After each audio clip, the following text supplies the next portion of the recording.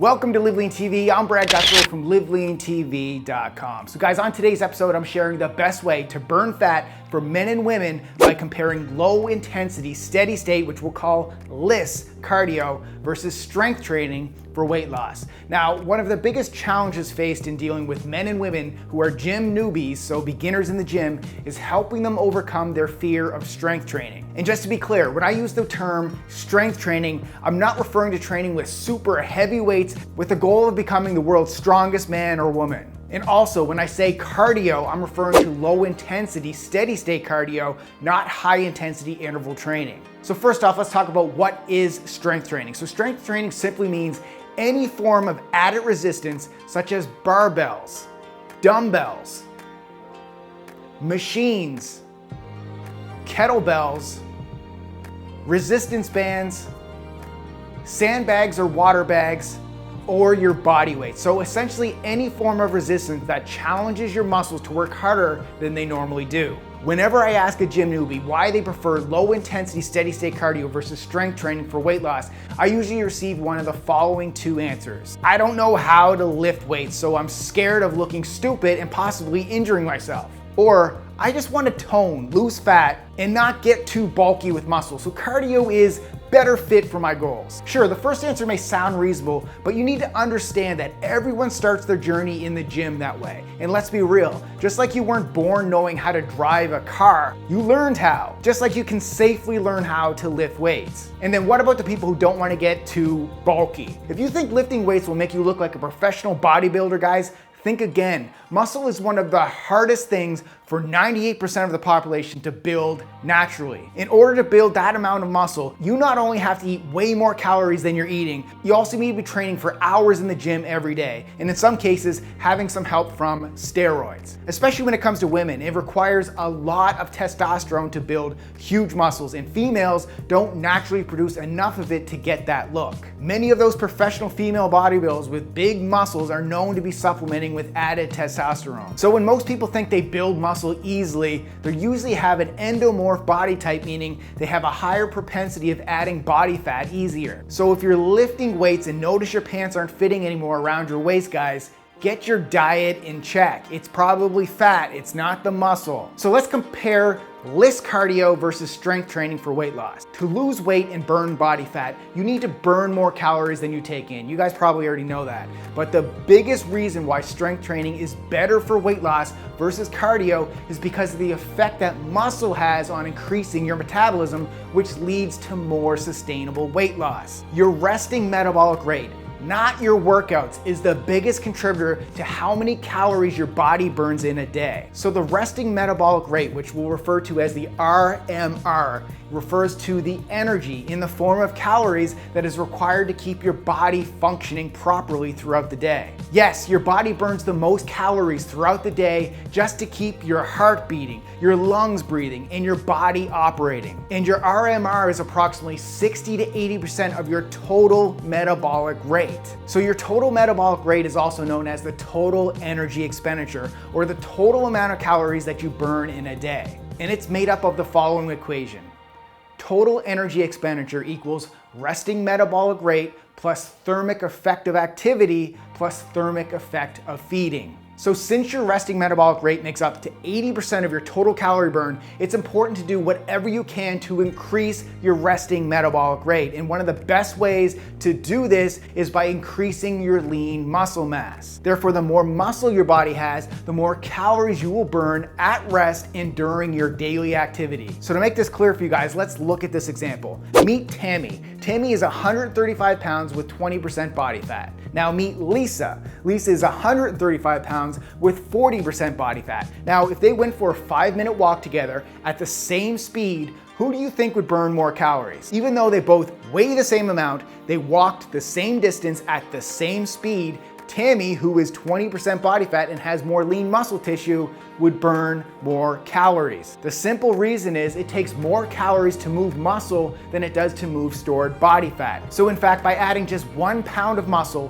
your body can burn an additional 50 calories per day. And since there are 3,500 calories in 1 pound of body fat, imagine how much more calories your body will burn if you add 5 pounds of lean muscle tissue. The answer is you would burn 250 more calories per day. So over 365 days of the year, that would equal an additional burning of 91,250 calories per year. So if you keep all things equal, when you divide that 91,250 calories by the 3,500 calories in 1 pound of body fat, this extra 5 pounds of lean muscle would create an additional 26 pounds of fat loss per year. And guys, this 26 pounds of fat loss is burned by simply living your life. Not from working out more, not from eating less, just living. So by adding more muscle, you increase your RMR, thus your body burns more calories at rest. So now that we covered the biggest factor in your daily calorie burn, let's talk about the other two smaller factors that are also involved in your daily calorie burn. The first is your thermic effect of activity. So this refers to how active you are and the effect that your activity levels has on your daily calorie burn. So obviously the more active you are, the higher your daily calorie burn. Now these activities can include anything that involves moving your body, such as lifting weights,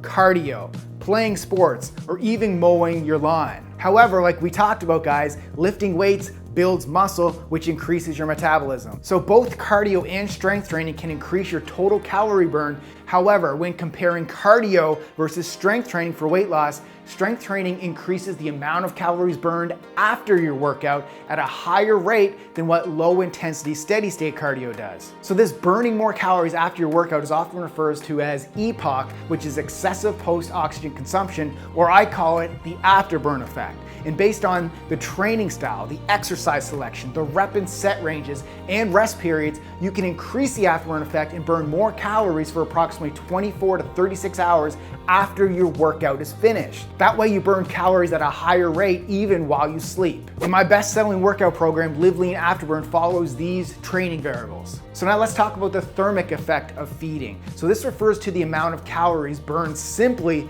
by eating and digesting the food. So foods high in protein have a higher thermic effect, meaning your body can burn approximately 30% of the calories from eating a chicken breast simply by digesting it. So guys, based on these three variables in the total energy expenditure formula, you can understand why everyone's metabolic rate is different. But the bottom line when it comes to cardio versus strength training for weight loss, one of the major keys to sustainable weight loss is having a fast and healthy metabolism. And lean muscle tissue is the key driver of your metabolism, meaning the more you have of it, the more calories you'll burn throughout the day. So this is why when comparing low intensity steady state cardio versus strength training for weight loss, strength training is key for sustainable weight loss, where excessive low intensity steady state cardio can actually break down and burn into lean muscle, thus slowing your metabolism if you're doing too much of it. And then let's be real guys, when you follow a strength training program, it's actually more enjoyable as the workouts change, so it keeps things interesting.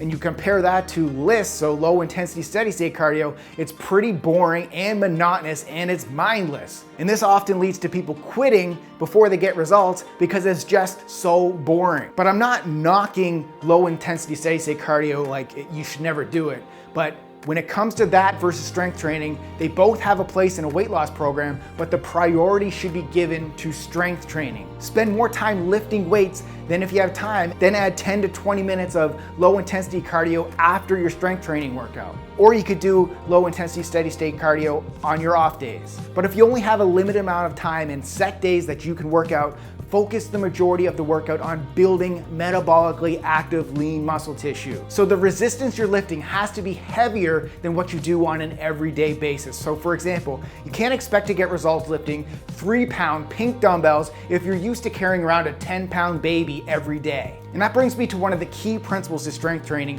which is the idea of progressive overload. So in other words, continuously pushing the muscle to grow stronger by adding more resistance. And plus, if you think strength training doesn't elevate your heart rate like cardio does, you're doing it wrong. In fact, when you do the right type of exercises while lifting a weight that challenges your body, a lot of times your heart rate will actually be higher than when compared to LISS cardio. And if your goal is weight loss, guys, make sure you're following a structured strength training program in addition to a well-designed cardio program. So a good balance of cardio and strength training will help raise your metabolism and keep fat off for life. So if you need help with that, guys, to find the best program for you based on your goals, your fitness level, and access to equipment, I highly recommend that you go take our free, quick Live Lean Body quiz. Remember, you're only one program away from creating a lifestyle of living lean 365 days a year forever.